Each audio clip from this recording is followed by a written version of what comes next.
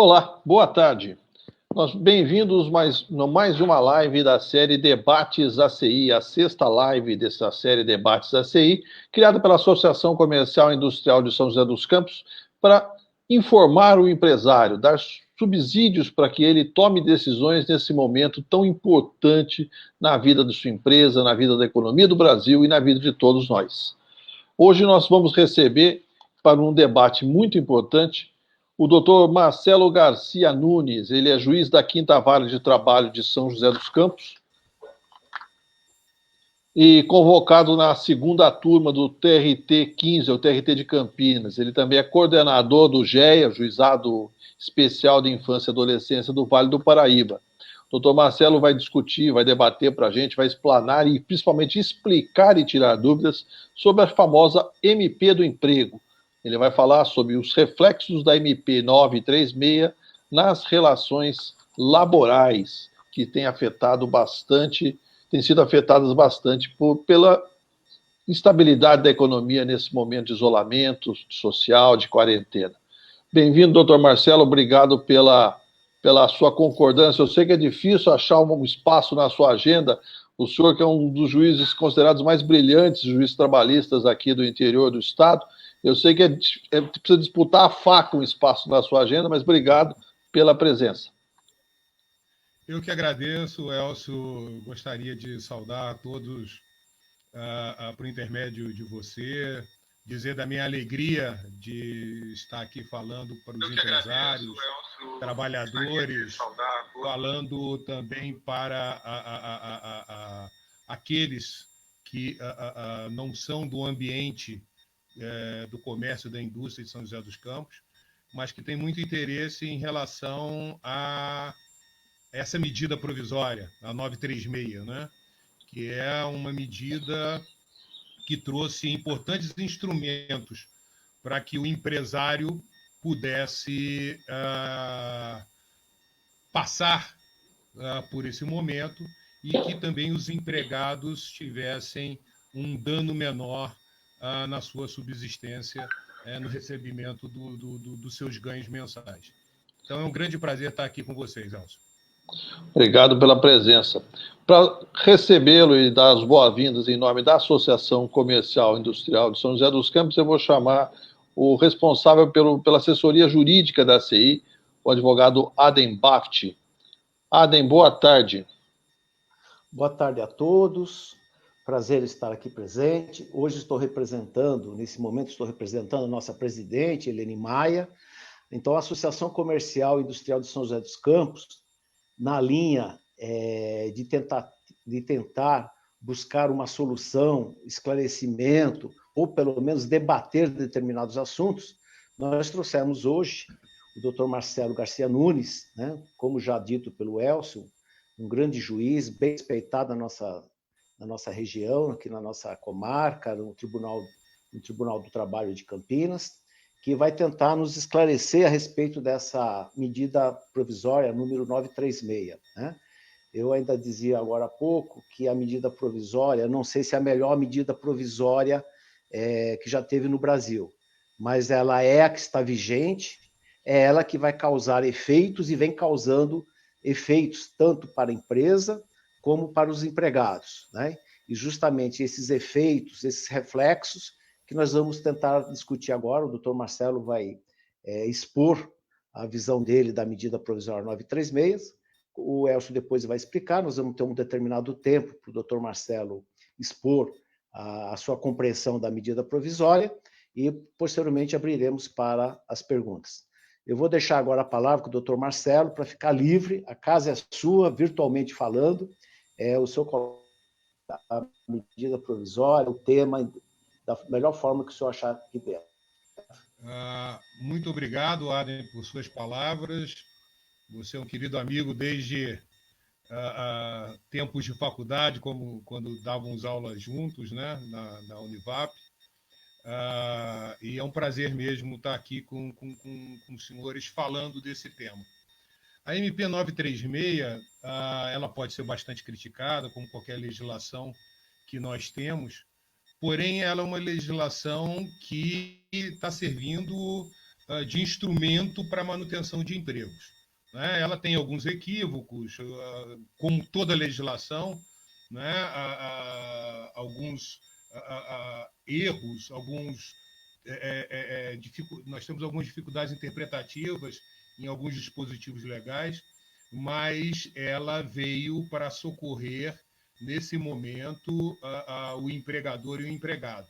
E ela tem aí um grande mérito por isso. Não é?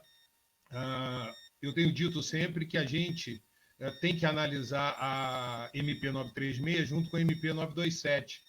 Né? A MP 927 foi aquela, se os senhores se recordam, aquela que trouxe como instrumentos para a tentativa de manutenção do emprego, dos empregos, não é? A possibilidade da utilização das férias para se computar o afastamento, né, durante um período sem perda de remuneração. Ela trouxe a possibilidade da criação de um específico banco de horas. Ela trouxe a possibilidade de que nós pudéssemos utilizar também os feriados, né, para poder compensar nessa ausência ao trabalho. E, posteriormente, dia 1º de abril, surgiu a MP 936, e com essa MP surgiu a possibilidade, né, nos trouxe o legislador a possibilidade de haver a redução da carga horária de trabalho com a correspondente redução da remuneração.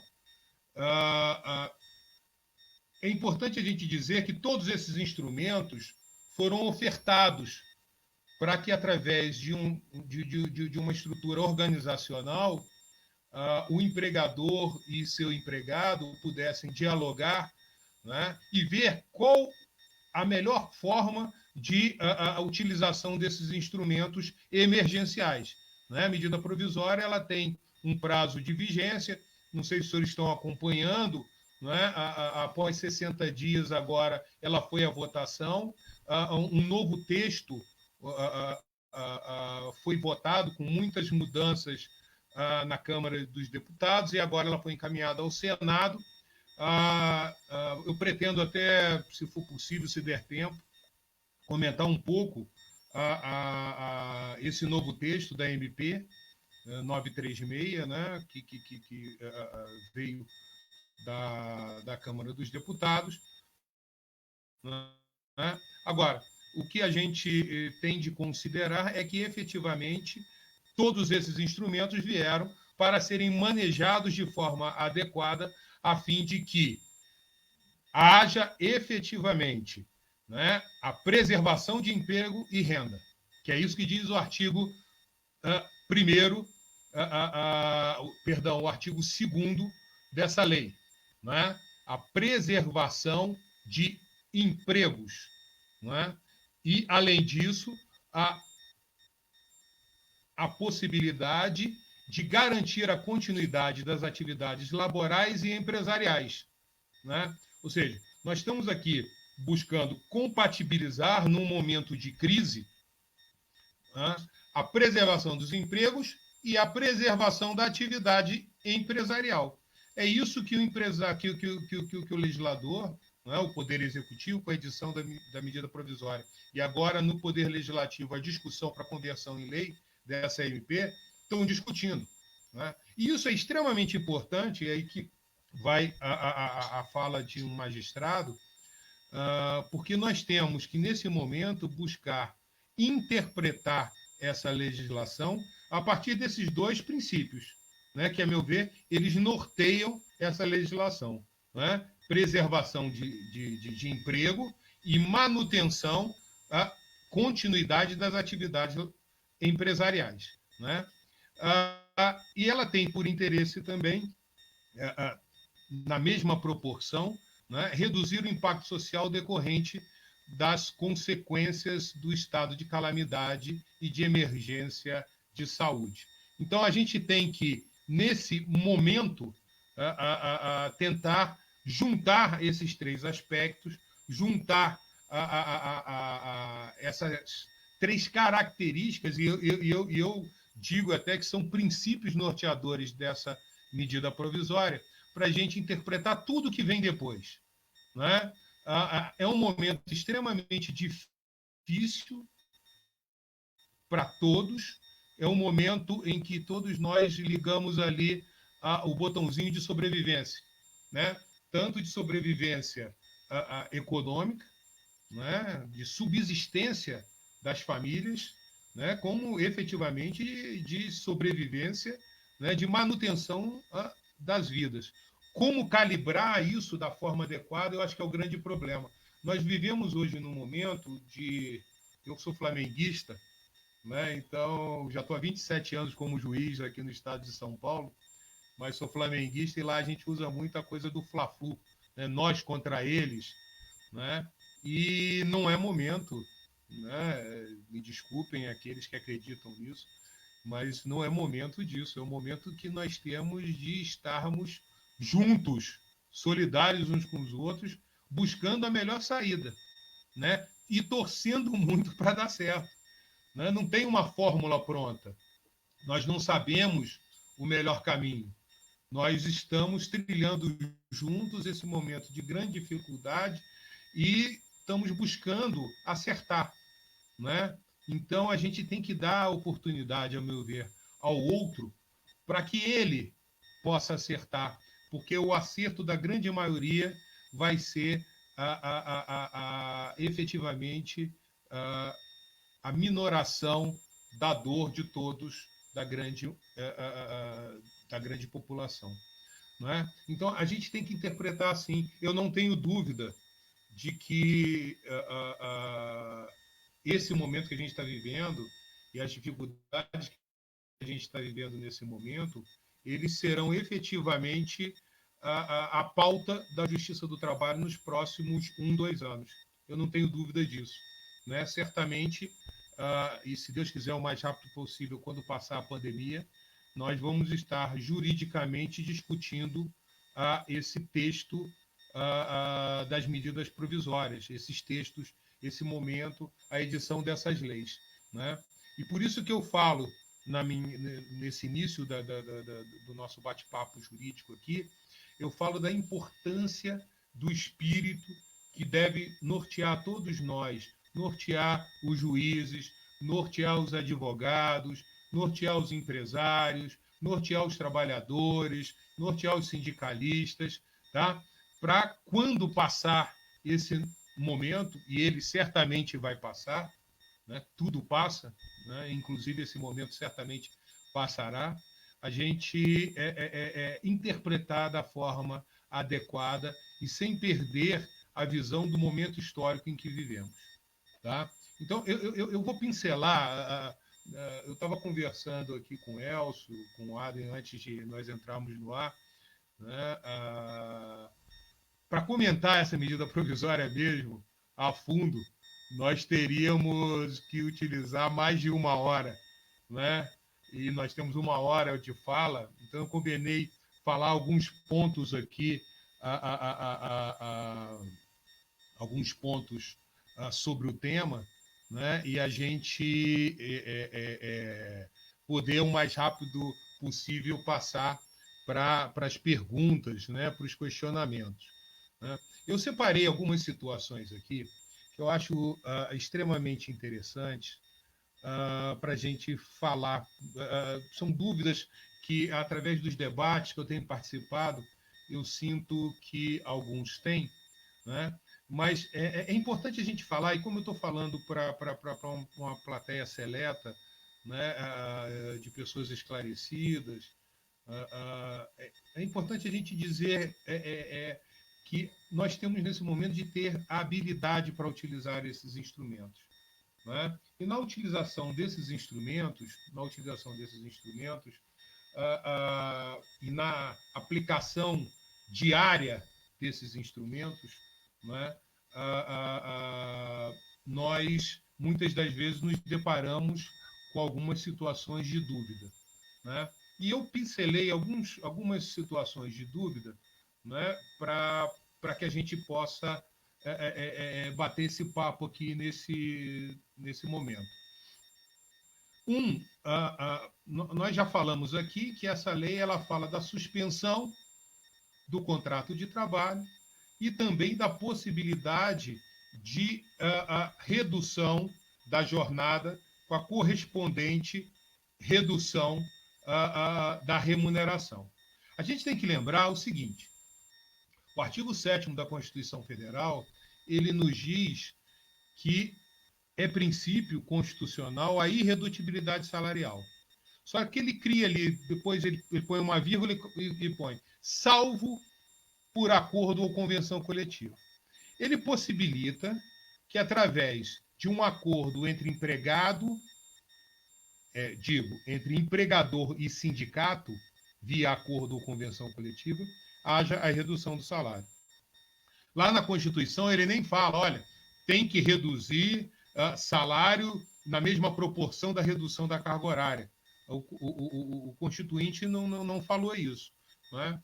Então, é importante que vocês saibam que, independentemente do instrumento que nos foi ofertado nesse momento emergencial, que é a MP 936, que também é a MP 927, nas relações de trabalho, independentemente disso, né, é possível se negociar a redução com base no artigo 7º da Constituição Federal.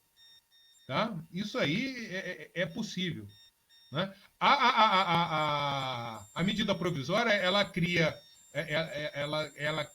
3 faixas de redução de jornada, compensando na remuneração, mais, então seria 25%, 50% e 70%, só que ela não inviabiliza que outros patamares sejam negociados diretamente. Ela não impede. Então, é possível se fechar um acordo com o empregador, um acordo, com o sindicato, empregador e seu sindicato correspondente, no sentido de, por exemplo, a redução ser de 40% no âmbito daquela empresa. Tá? Não há impedimento para isso. Né? A gente, eu digo sempre que a lei nos dá diversos instrumentos.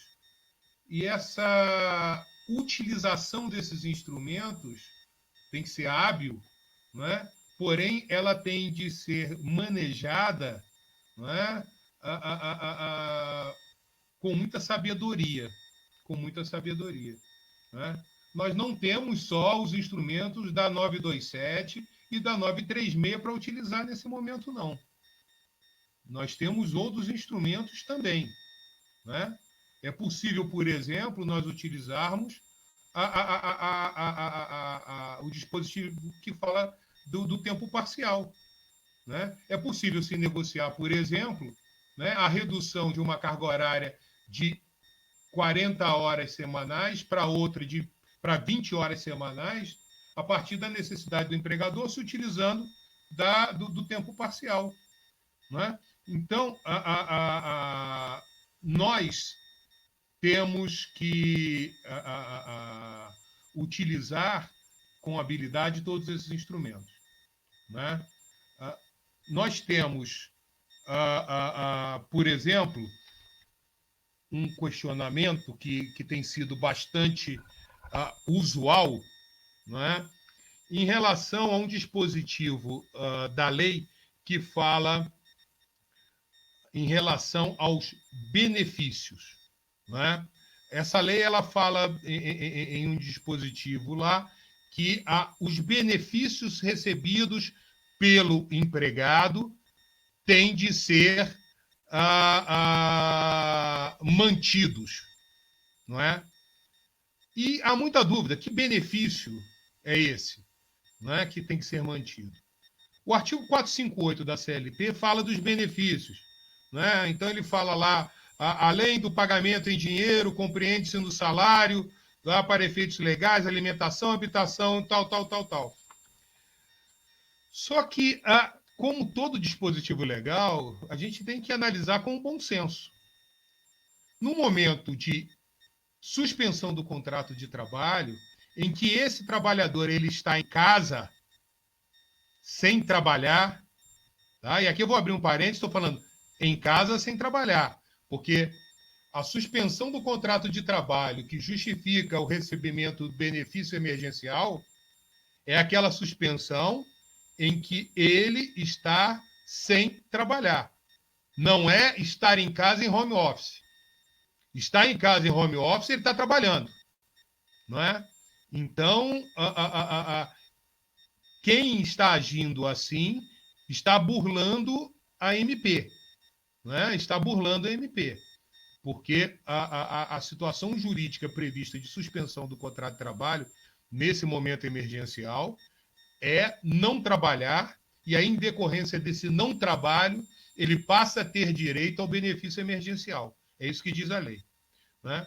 Agora, a gente tem que interpretar esse dispositivo do benefício como benefício lógico, o benefício condicionado. Não é? Então, nós teríamos, por exemplo, a situação do vale-refeição. Em muitas normas coletivas, na maioria das normas coletivas que eu conheço, o texto legal, o vale-refeição, vejam bem, eu estou falando do vale-refeição, eu não estou falando aquele empregador que fornece uma cesta básica, né, em produtos. Esse que fornece esse benefício cesta básica em produtos, a meu ver, né, e lógico, nós vamos discutir, vão ter pontos de vista divergentes, mas, a meu ver, essa situação tem que ser mantida no momento emergencial. O que eu estou falando é aquele vale-refeição que ele normalmente está condicionado à atividade e ele é previsto na norma, no acordo, na convenção coletiva. Tá? Esse, normalmente, por exemplo, os bancários têm uma situação de ter o direito quando se excedem horas extraordinárias, já vi normas coletivas nesse sentido. Existem muitos do comércio que recebem a partir da atividade, dele estar presente, dele estar trabalhando. Né? Nesses casos, né, salvo o melhor juízo e aceitando críticas, me parece que aquele que recebe condicionado à execução do trabalho, esse, no momento de afastamento por suspensão do contrato de trabalho, ele deixa de ter esse direito. O que, a meu ver, não acontece no caso da suspensão, da redução de jornada. Não é? Então, no caso da redução de jornada, ele vai trabalhar, ele só vai trabalhar uma carga horária menor. Então, a meu ver, se justifica a manutenção disso. Outro benefício, por exemplo, é o vale transporte, que está condicionado ao deslocamento do trabalhador ao ambiente de trabalho.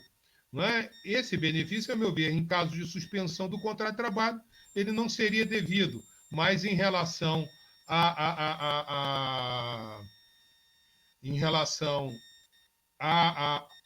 redução de jornada, ele tem que se deslocar, ele tem um custo por esse deslocamento, né? Então deveriam ser mantidos. Então, a meu ver, sempre que existir essa dúvida em relação a esses benefícios, nós temos de utilizar essa palavrinha. Esse benefício ele é amplo, sem nenhum condicionamento, sem nenhuma situação, ou ele é um benefício condicionado? Não, ele está condicionado à execução do trabalho. Se ele estiver condicionado à execução do trabalho, a meu ver, não seria devido à manutenção desse benefício. Outra situação que eu acho extremamente interessante é em relação à redução da jornada e à possibilidade de horas extraordinárias. Os senhores já pensaram nisso? Não é? Eu acho extremamente interessante isso. Não é? É uma dúvida que surge, porque vamos dizer que reduziu-se em 50% a jornada de trabalho com correspondente redução salarial e complementação através do benefício emergencial, né? Não integral, mas parcial. Me parece que, em algumas situações emergenciais, dentro desse momento emergencial, é possível a execução de horas extraordinárias. Vejam bem, eu não estou falando aqui, isso aqui é algo que eu estou falando, é extremamente excepcional, mas que pode acontecer. Tá? Pode acontecer.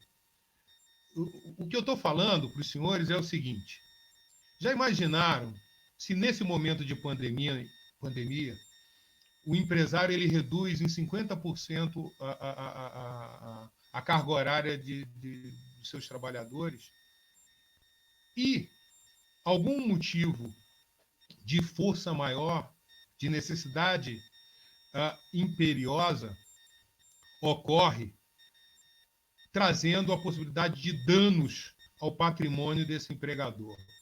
Por exemplo, vamos dizer que caia um dilúvio e inunde uma empresa. E essa empresa já adota a redução da jornada. A redução da jornada. O artigo 61 da CLT ele possibilita que, nesses momentos de força maior, o empregador exija do seu empregado a execução de horas extras. Então, pode acontecer de, durante a pandemia, né, existindo um motivo de força maior, lógico, verdadeiro, não criado, não inventado, ou seja, algo extremamente doído que coloque em risco a vida, a existência do empreendimento, né, que haja necessidade de, nesse tempo de redução de jornada, ele empregador, exigir, com base no artigo 61 da CLT, a execução de horas extras. Não é? Então, isso, a meu ver, é possível. Não é? É possível. É excepcional, mas é possível. Não é? Então, nós temos que estar bastante atentos a essas situações que acontecem. E a outra que eu queria trazer para vocês nesse início do nosso bate-papo, né, é que, no caso de redução de jornada, nós temos aquela situação bastante usual, dependendo do empreendimento, do trabalhador externo, o vendedor pracista, aquele que não tem jornada controlada, né, que é prevista como exceção à regra de ser devido o pagamento de horas extraordinárias no artigo 62 da CLT. Né? Como que se daria, né, a redução da jornada para esse tipo de trabalhador? Essa é uma situação extremamente delicada que ela vem sendo discutida por vários juristas nesse momento de pandemia. Como que nós poderíamos adequar esse tipo de situação, né, nesse momento em que a gente vive? Será que eles estão afastados da possibilidade de redução de jornada? A eles, esse dispositivo legal não é dirigido, não é direcionado, ou ele é direcionado a todos? E nós temos que tentar a utilização de alguns instrumentos legais para poder suprir essa lacuna legal e dar a possibilidade também de manutenção do emprego desses trabalhadores externos, né, através da 936, né, e que eles não assumam o risco de serem demitidos, porque uma grande preocupação é se esse trabalhador, ou se a esse trabalhador a norma 936, a MP 936, ela não é possibilitada, como faríamos nós, né, para manter o emprego desse? Reduziríamos de todos e desse que ficaria em casa ou com redução da sua produtividade, a esse não haveria esse benefício, teríamos que pagar integralmente a ele. Eu tenho visto vários doutrinadores, juristas falando desse tema, E, a meu ver, o que melhor se encaixa na minha forma de pensar, e também, repito, tem bastante crítica em relação a esse posicionamento jurídico, é da desembargadora do Rio de Janeiro aposentada, a desembargadora Volha, que ela defende que esse trabalhador ele preste uma autodeclaração, né? Porque seria incongruente a gente imaginar que o empregador, nesse caso, ele dissesse o seguinte: olha, ele não tem controle de jornada, então a ele não é devido horas extras, né? Mas nós vamos reduzir a jornada dele em tantas horas. Ou seja, se não tem controle, o empregador não sabe efetivamente quanto tempo que ele trabalha. O tipo de atividade externa impossibilita qualquer forma de controle do empregador. O que ele cobra normalmente aqui é produtividade. É produtividade. Então, a saída que a desembargadora Volha, a aposentada e agora me parece estar advogando no Rio de Janeiro, ela encontrou, foi essa autodeclaração. Você reduziria, por exemplo, em 50% a remuneração desse trabalhador externo, não é? Se utilizaria, a meu ver, e aí a forma justa, porque a lei também não fala, mas se utilizaria da média para essa redução da média de ganhos dele nos últimos 12 meses, né? Porque a média dos últimos 12 meses tem, a meu ver, um grande mérito, que é não observar as sazonalidades do negócio. Então, ela pega tanto o momento de maior venda quanto o de menor venda, né? Então, acho que seria um critério mais justo, né? E aí, esse trabalhador, né, ele, através de uma autodeclaração, se compromete a efetivamente reduzir a sua produtividade em 50% durante aquele período em que estiver recebendo o benefício emergencial em decorrência da redução da sua carga de trabalho. Tá? Então, me parece que esses caminhos seriam caminhos extremamente interessantes para que sejam trilhados nesse momento. A cada dia, muitas dúvidas surgem, né, como operacionalizar essas normas. É normal, não é? Nem sei se eu também tenho resposta para tudo, ou seja, muita coisa tem surgido e eu tenho pensado na melhor forma de aplicação da medida provisória. Nós vamos levar um bom tempo até sedimentar esses entendimentos no Poder Judiciário, né? Nós vamos levar algum tempo para isso, né? Porque um juiz tem um entendimento, interpreta a norma de um jeito e tal, até isso chegar aos tribunais regionais e ao Tribunal Superior do Trabalho vai levar um tempo, né? Então é um momento que eu repito, nós temos que ter muita cautela, né? Nós temos que ter muitos cuidados, né, para utilizar esse instrumento, e eu espero estar aqui com os senhores podendo ser útil e podendo ajudá-los com a minha experiência, com a minha vivência no Poder Judiciário, e também antes advogava, né, para a gente ultrapassar, vencer essa barreira da forma menos danosa possível. Tá? Eu retorno agora a palavra ao Elcio, me colocando já à disposição para responder algumas perguntas, a gente tentar tirar algumas dúvidas daqueles que estão nos acompanhando. Olha, enquanto o senhor estava fazendo a sua explanação, que, aliás, respondeu uma série de questões, uma série de dúvidas que as pessoas já estavam apontando, compensação, choveram outras perguntas. Então, eu vou começar a fazer... quem mandou? O senhor faz sucesso, né? Não tenho culpa. Choveram várias perguntas aqui, e eu vou começar a pontuar, e eu pediria que o senhor conseguisse fazer uma análise sucinta da melhor maneira possível, porque às vezes a questão é complexa, mas isso exige um exercício aí da sua parte, eu sei, para que a gente conseguisse otimizar o tempo, que já está encaixotando gente aqui atrás de mim. Então, o Marcelo Koch mandou uma pergunta para a gente que nós vamos sintetizar mais ou menos assim. Ao ler a MP 936, entendi, quer dizer, o Marcelo entendeu que o empregado com mais de um vínculo formal poderá acumular benefícios. Sendo assim, o empregado poderá receber cumulativamente um benefício a cada vínculo? Há previsão legal dessa possibilidade, não é? Então, por exemplo, é muito comum, não é? É muito comum, por exemplo, que o trabalhador ele se ative em pelo menos dois empregos, dependendo da atividade. É lógico, aquela que exige uma jornada de trabalho maior, não é? A impossibilidade do tempo para que ele possa trabalhar em mais de um local.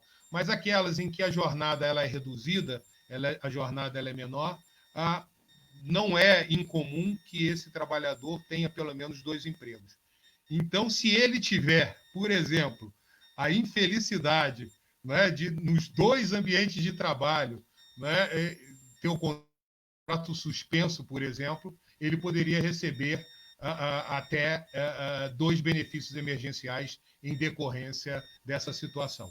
Espero ter respondido o Marcelo e um abraço para ele.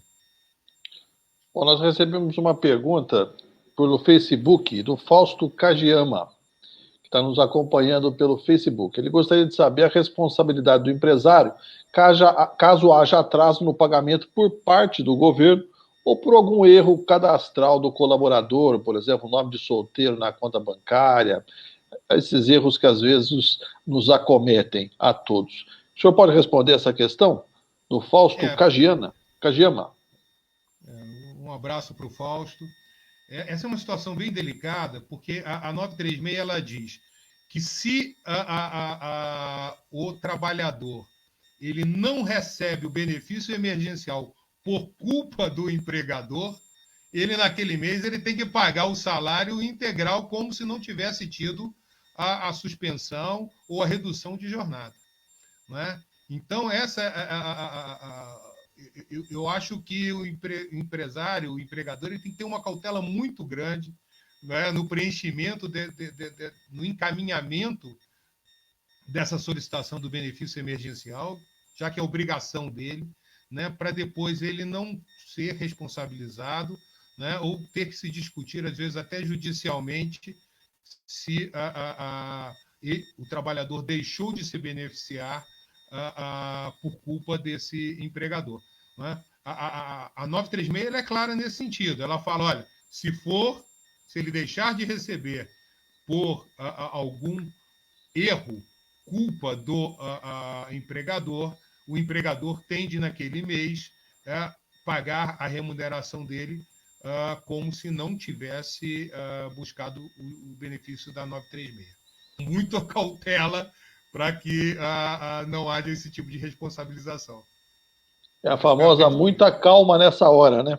Muito. Na hora de preencher ali, olha, volta, não é? Vê se fez certinho, se colocou os números certos, se a informação está correta, para depois a gente não ter que discutir isso, às vezes até no ambiente da Justiça do Trabalho. Nós recebemos também uma pergunta, que aliás é da casa, ela foi encaminhada pela presidente da Associação Comercial, Eliane Maia, que está nos acompanhando e que depois, no final, vem fazer a saudação final ao senhor. Mas a Eliane tem uma pergunta que é essa aí, olha, muitas empresas foram obrigadas a adotar o trabalho home office e aplicando a redução de jornada. A aplicabilidade de controle de horas, quais as melhores práticas a serem adotadas nesse sentido? Meu abraço, Eliana, assim, meu respeito, né? Eu tenho dito que ela já começou aceleradíssima na ACI, né? Trabalhando e num momento extrema dificuldade, então todo o meu apoio e solidariedade para que ela exerça esse ofício tão nobre dela e num momento tão difícil. E que Deus ilumine a todos vocês que atuam nesse ambiente. Né? A situação do home office, né? Primeiro, eu fiz aquela distinção que é muito importante a gente fazer, né? Eu repito, porque nós não podemos confundir a suspensão do contrato de trabalho com home office, né? O home office é um trabalho em casa, né? Regulado na CLT, com todas as possibilidades. É lógico que o momento em que a gente vive hoje acelerou o home office, né? Porém, o home office ele é passível de controle de jornada. Não é? É diferente daquele trabalhador externo que eu disse, não é? Que trabalha muitas das vezes na rua, trabalha em diversas cidades, não é? Que quando retorna ao ambiente à sua casa, não tem que prestar informações ao seu empregador. Ou seja, esse trabalhador externo, o vendedor pracista ou algo assemelhado, sobre ele o empregador não tem controle nenhum de jornada. O que ele cobra é a produtividade. No home office é possível a gente, através dos meios telemáticos, a gente saber a hora em que o trabalhador iniciou a sua jornada naquele computador, a hora que ele pausou para uma refeição, a hora que ele retornou e a hora em que ele encerrou a jornada. Né? Então, eu penso que a redução de jornada é extremamente viável, né, para atividade em home office. Né? Agora, tem de ser cumprido esse acordo de forma fiel, nos dois sentidos. Né? Tanto do empregado efetivamente reduzir o seu tempo de trabalho em casa, né? E também o empresário, né, não exigir trabalho além daquele horário. Agora, apenas para complicar um pouco a situação da pergunta, a gente está falando numa situação usual de home office. A gente tem que também se lembrar que existem algumas atividades realizadas no domicílio do próprio trabalhador e que aí a gente tem dificuldade de controle de jornada. Que é aquele trabalhador, por exemplo, que trabalha por facção em casa. Né? Ele trabalha, isso é muito comum na região de Franca, por exemplo, as indústrias de calçado, muitos trabalhadores eles se ativam em casa fechando peças, não é? E, na verdade, você não tem um controle direto sobre o horário de trabalho desse trabalhador. Você tem um controle indireto, e que eu nem diria que é um controle de jornada, que é um controle da produtividade. Normalmente, ele produz 20 peças por dia. Né? Então, para esse tipo de situação, né, que não deve ser chamado de home office, porque a gente não utiliza instrumentos telemáticos, e para ser o home office temos que utilizar o telemático, né? Mas eu apenas peguei carona no home office aqui para dizer, nós temos situações de execução de trabalho em casa, em que muitas das vezes não se tem controle de jornada, né? Mas você tem um controle da produtividade. Então, eu acho que serve para esse tipo de situação a mesma saída que eu dei para o vendedor externo. Né?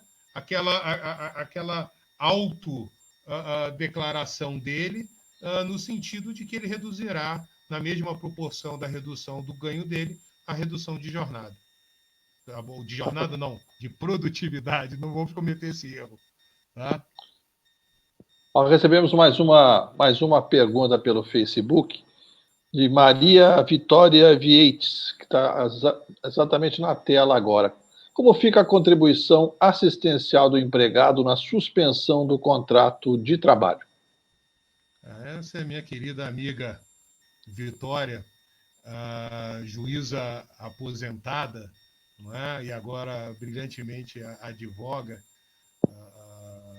e sempre na nossa área, mas é uma profissional muito competente, né? Eu confesso, Vitória, que eu não pensei ainda sobre esse assunto, né, da contribuição assistencial. Mas eu vou traçar aqui alguns paralelos para ver se a gente consegue se a gente consegue solucionar isso, não é? A suspensão do contrato de trabalho, ela normalmente, todos os efeitos do contrato de trabalho deixam de ter vigência. Essa é a suspensão normal, usual, não é? Aquela suspensão em que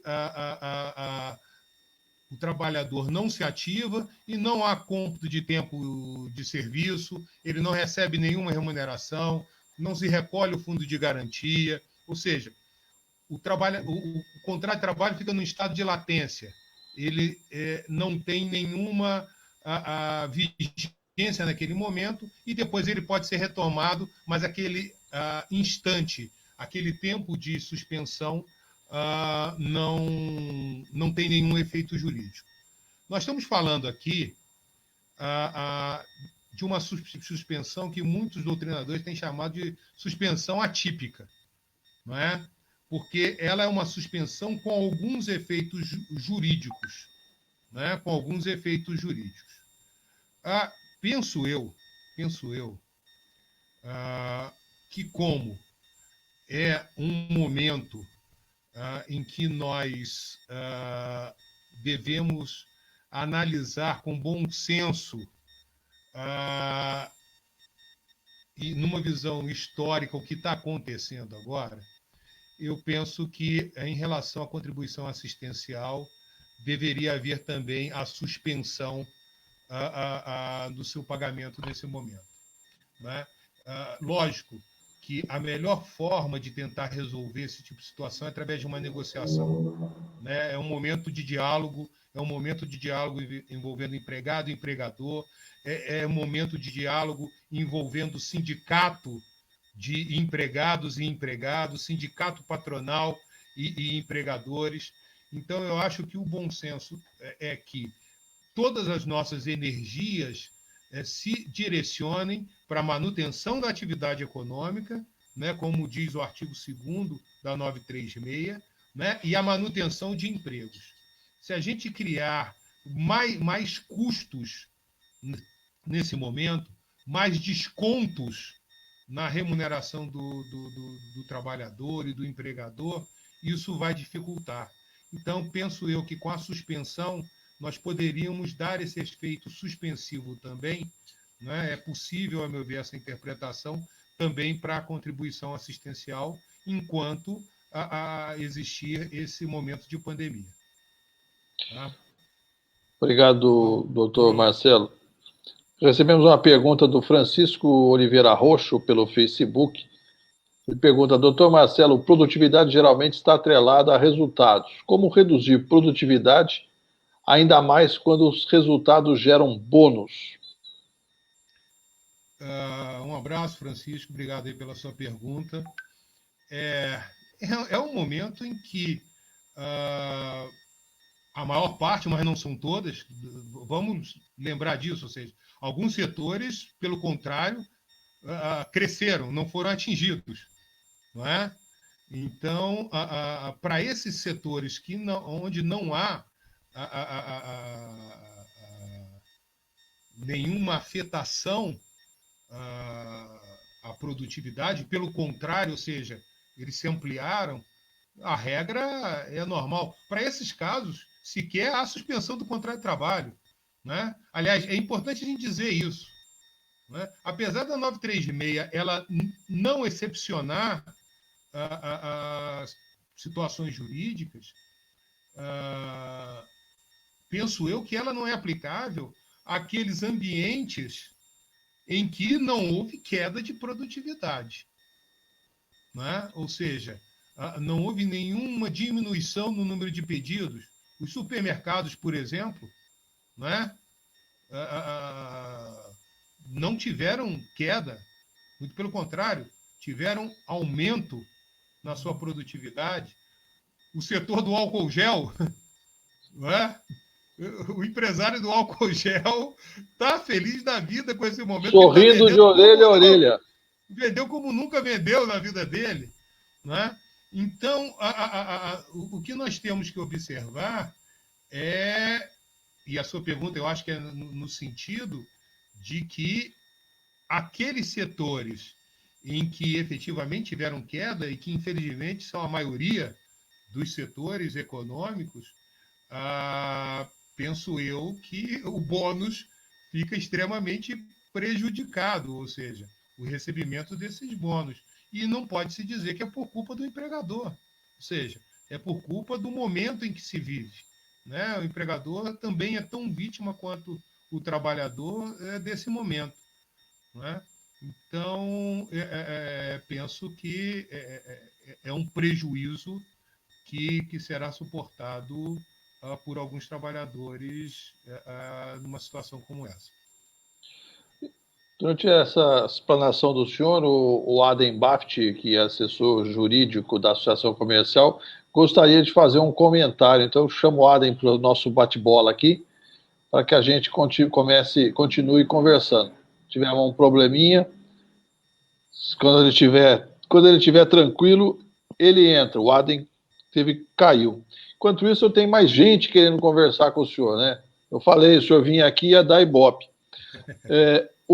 A Michele Neder, ela perguntou pelo Facebook: Doutor Marcelo, empregado com período concessivo no limite e a empresa suspende o contrato de trabalho, a empresa no retorno paga as férias como vencida? A Michele é uma querida amiga advogada do Rio de Janeiro. Olha, estamos chegando no Rio, hein? Tá bom. É que o senhor falou do Fla-Flu, né? Ficou todo mundo alvoroçado. Eu prefiro um Corinthians e Palmeiras, mas isso é questão de gosto. Ela é flamenguista também, então faz parte da torcida maior. Né? Penso eu, Michele, em relação a essa questão de férias, nós temos algumas situações jurídicas. Quando a gente vai lá na 927 e fala da utilização das férias, né, para se abater o tempo em que o trabalhador não está se ativando,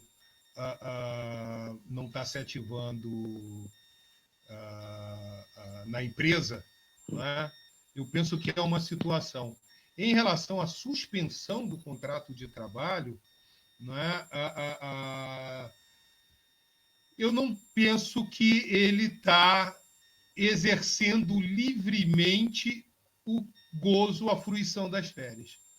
Uma coisa é a gente estar em casa forçado. Outra coisa é você poder dispor livremente do seu tempo. O período de férias é um período em que o trabalhador ele dispõe livremente do seu tempo. Ele pode viajar, ele pode ficar em casa os 30 dias dormindo, pode ficar vendo Sessão da Tarde, como a gente via antigamente, né? Aqueles filmes, né, super atuais. Então, ele faz o que ele quiser.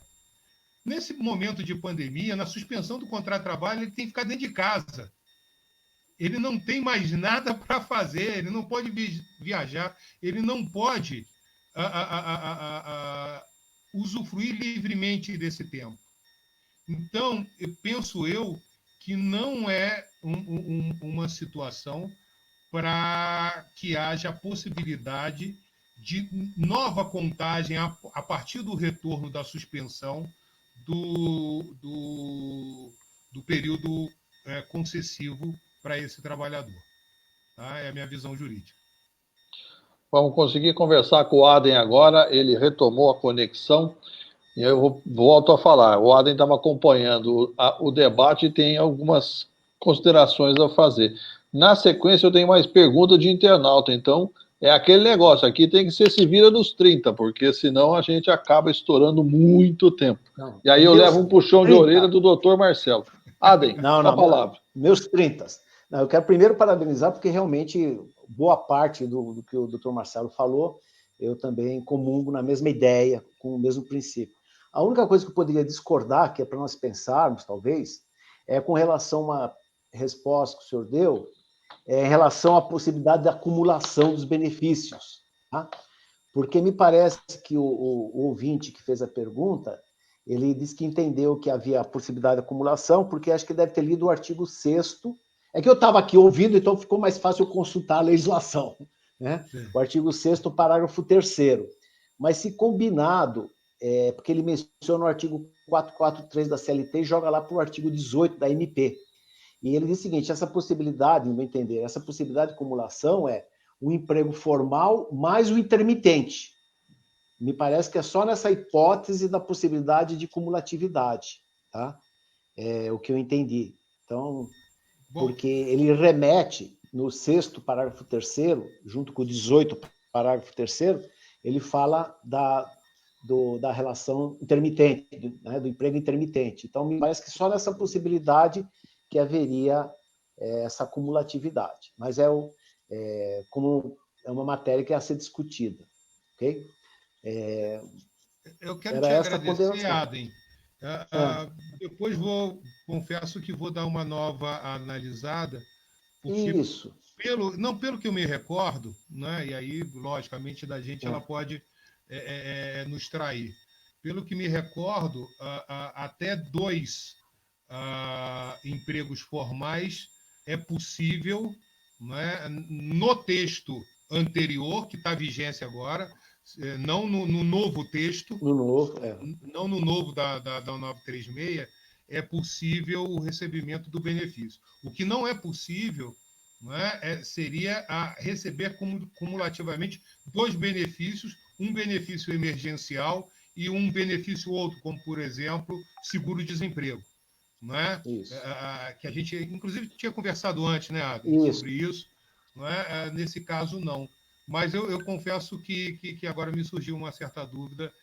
Porque justamente a MP fala no 443, ela remete para o 443, né? Então foi esse meu entendimento prioritário. Mas, de qualquer forma, é para nós pensarmos sobre essa possibilidade. Tá certo, tá certo. Obrigado. Ok.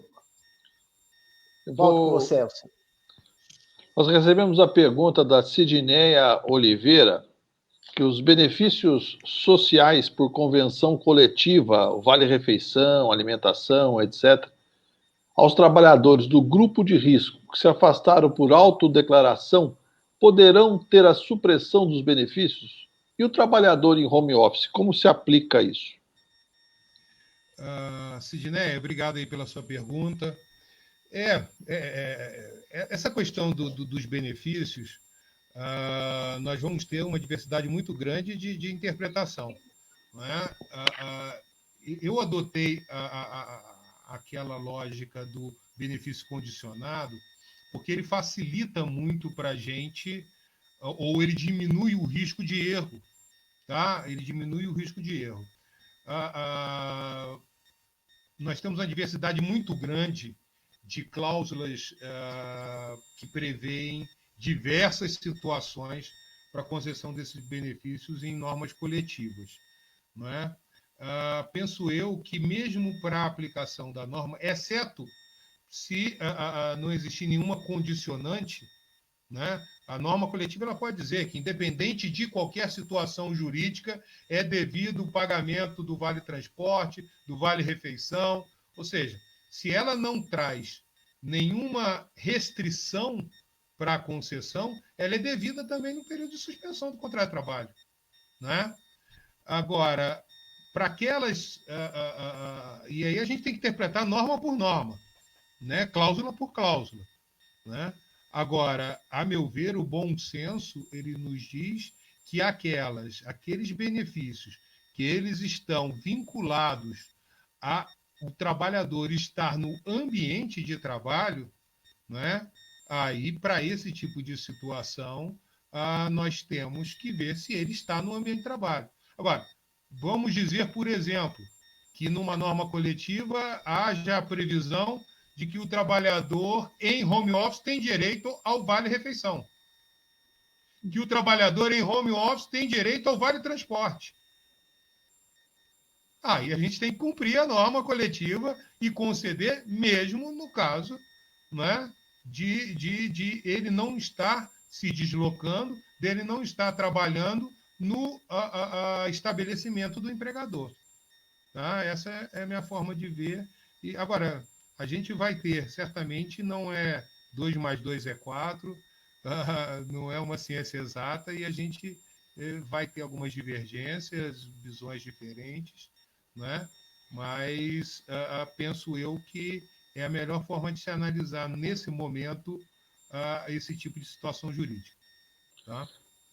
Então, nós vamos encaminhar as últimas perguntas. O doutor Marcelo tem um acordo com a gente de tempo, ele tem um compromisso na sequência.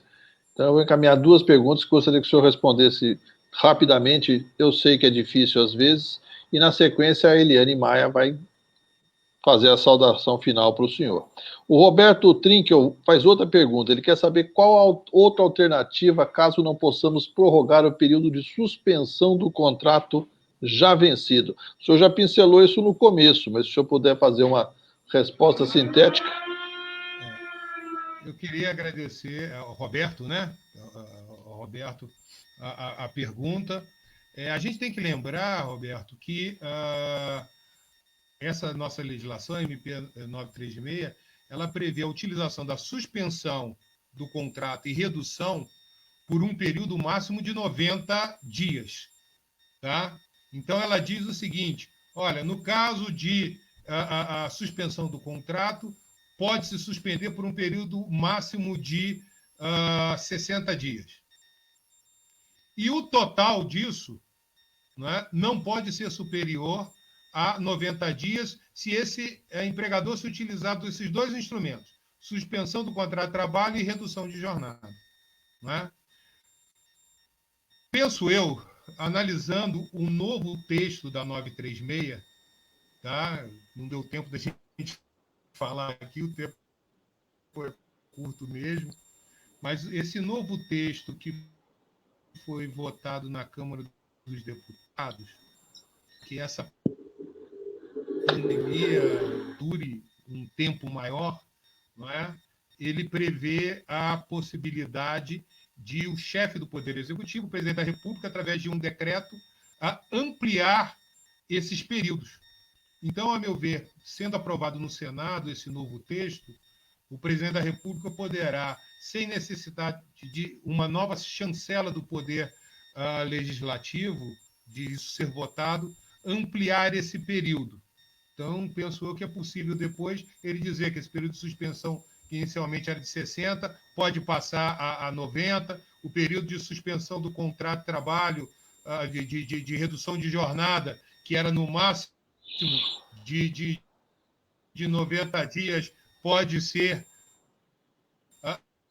de um período maior, né? Esse período somado entre suspensão e redução de jornada pelo Senado vai ser possível, né, se for aprovado esse dispositivo legal. Né? Então, eu penso que eles já estão pensando nisso. Nós estamos tendo... Vamos dizer que não mude nada e fiquemos nesses 90 dias, né, Elcio? Nós temos outros instrumentos para utilizar. Nós temos a 927 para utilizar, né, com o banco de horas, né? Aqueles que não se utilizaram das férias podem utilizar a antecipação dessas férias para esse período futuro. Não é? Nós temos outros instrumentos que eu já disse, nós podemos negociar, com base no artigo 7º da Constituição Federal, né, a redução salarial via acordo ou convenção coletiva. Nós temos aqui a utilização do tempo parcial, né, através de um acordo com o trabalhador para a redução da jornada, com proporcional redução do ganho. Não é? Então, nós temos alguns instrumentos para manusear nesse momento, se por um acaso não existir a ampliação desse tempo da MP. Nós vamos passar para a última questão dos internautas, que é da Sandra Cristina Alves. As questões que não foram respondidas ou que chegarem depois, nós vamos encaminhar ao doutor Marcelo E aí, havendo a possibilidade dele responder, nós anexamos aí na live, no Facebook, as respostas. A Sandra Cristina Alves fala, boa tarde, o que eu entendi é que na suspensão do contrato de trabalho por 60 dias, o funcionário não é de responsabilidade da empresa, mas do governo. Então começa a contar como férias depois que retorna da suspensão. É correto esse entendimento, doutor? Sandra, obrigado aí pela sua pergunta. Eu penso que não, né? Eu já falei aqui da minha visão de férias, não é, para a doutora Michele, não é? Então, e também a gente não pode esquecer aqui, você falou uma coisa que é interessante, ou seja, nessa suspensão de contrato atípico que nós estamos vendo aqui, alguns efeitos jurídicos eles se mantêm, diferentemente daquela outra situação da CLT de suspensão do contrato de trabalho, né? Então, não é que o empregado ele deixe de ser responsabilidade do empregador e passe a ser responsabilidade do Estado. Não é isso que a lei diz, né? Durante esse período de suspensão do contrato de trabalho, se esse trabalhador, por exemplo, estiver trabalhando para outra pessoa, recebendo benefício emergencial, ele pode ser dispensado, inclusive, por justa causa, pelo empregador, não é? E pode ser responsabilizado, inclusive, criminalmente, por estar se apropriando indevidamente. É também obrigação desse trabalhador ficar em casa, em quarentena, sem trabalhar, mesmo que para terceiros. É obrigação dele. Senão, ele perde o direito do benefício emergencial. Tá? Foi importante a sua pergunta para a gente esclarecer. Alguns efeitos do contrato de trabalho se mantêm. O dever de lealdade, não é? Isso tudo se mantém durante esse período em que ele está em casa, cumprindo a quarentena e recebendo o benefício emergencial. Tá bom, Elcio? Acho que essa foi a saideira, a gente chama de saideira. Essa foi a saideira, eu vou chamar a presidente da CI, que é a idealizadora, inclusive, desse projeto Debates da CI, a Eliane Maia, que ela vai falar com o senhor, vai lhe fazer uma saudação final em nome da instituição. Eliane, a palavra está com você. Muito obrigada, doutor Marcelo. Eu sei que a tua agenda é muito cheia e é um assunto tão importante. Então, eu agradeço muito, senhor, por estar conosco hoje, desenvolvendo esse material maravilhoso. Então, muita gratidão mesmo. E eu quero também agradecer a todos que participaram, dizer que um projeto grande desse, de debates ACI, ele só é possível porque tem profissionais também competentes participando, como o Elcio, que está na condução desse trabalho. Muito obrigada, Elcio. Obrigada, doutora Aden, que fez a abertura. Obrigada também por uma pessoa que está aí atrás, colocando a gente na tela, que é o Gabu, nosso querido Gabriel. Obrigada também ao Fabiano, que fez o convite ao senhor. Então, muito obrigada, gratidão mesmo por participar conosco. E eu creio que ainda vai chegar muitas perguntas aí para o senhor, e muito obrigada já por responder para a gente aí, viu? Um grande abraço, tudo de bom.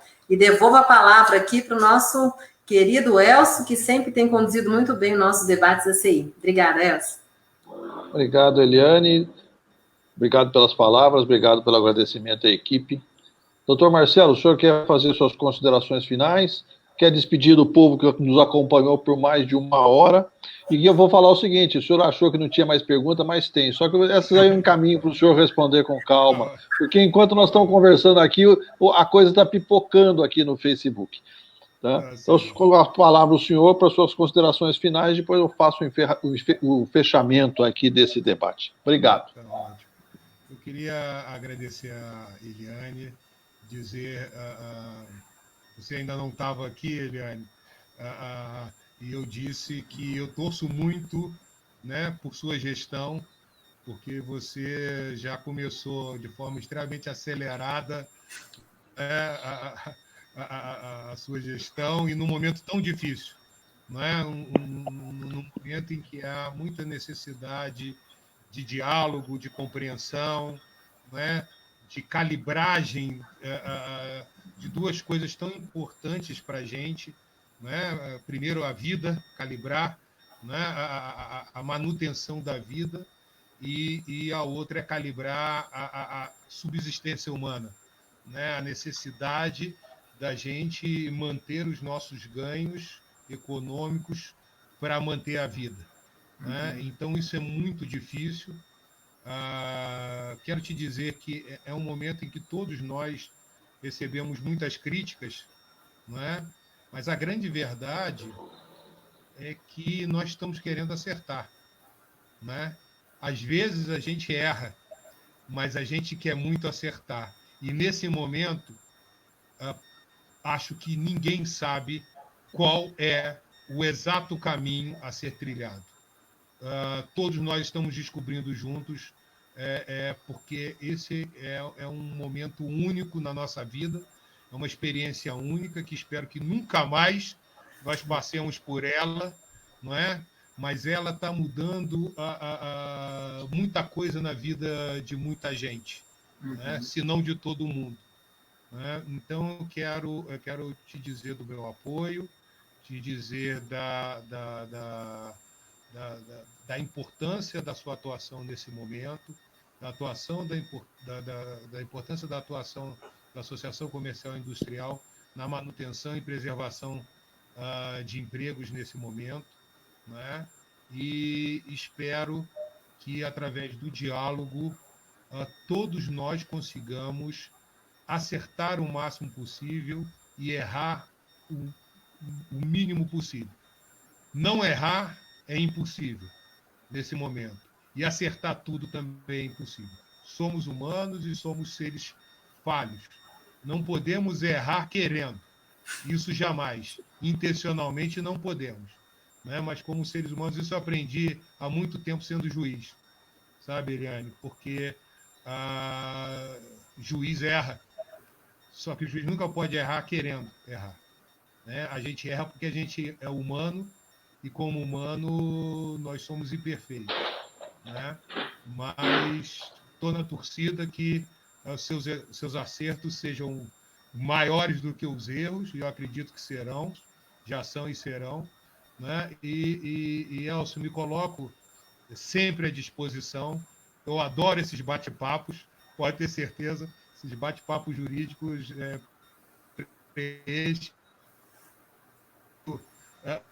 a minha vida, né, minha forma de estar em contato com todos e poder, na medida do possível, auxiliar a todos. Eu que agradeço, então, obrigado pela sua participação, obrigado por quem nos acompanhou ao longo desse mais de uma hora de live, obrigado pela Eliane pelo encerramento, e semana que vem tem mais Debates ACI, uma forma de informar o empresário, municiá-lo de informação relevante para a tomada de decisão nesse momento que a economia e a vida da gente passa por tanta turbulência. Obrigado, boa noite, até a semana que vem.